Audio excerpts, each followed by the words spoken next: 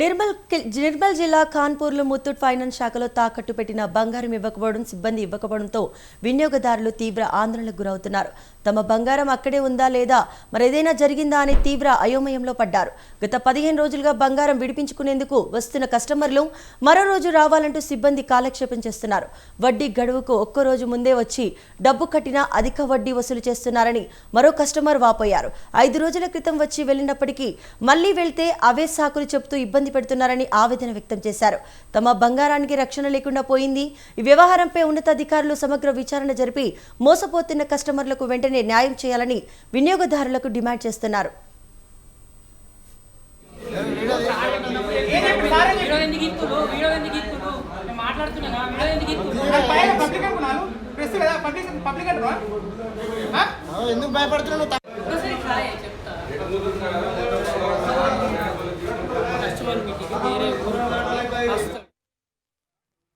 రేపు వడ్డీ కట్టేది ఉండగా 2850 రూపాయలు రేపు కట్టాను. కానీ నేను ఒకరోజు ముందే వస్తే 3255 రూపాయలు కట్టమంటుంది.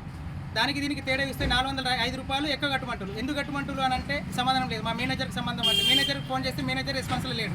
మా పాత మేనేజర్కి సంబంధం అంటే పాత మేనేజర్ ట్రాన్స్ఫర్ అయిపోయి మెట్పల్లిలో ఉన్నాడట. ఏమనంటే ఆగమాగం కొడుతున్నారు. నాది రేపు వడ్డీ కట్టేది ఉండగా 2850 రూపాయలు రేపు కట్టాను. కానీ నేను ఒకరోజు ముందే వస్తే 3255 రూపాయలు కట్టమంటారు.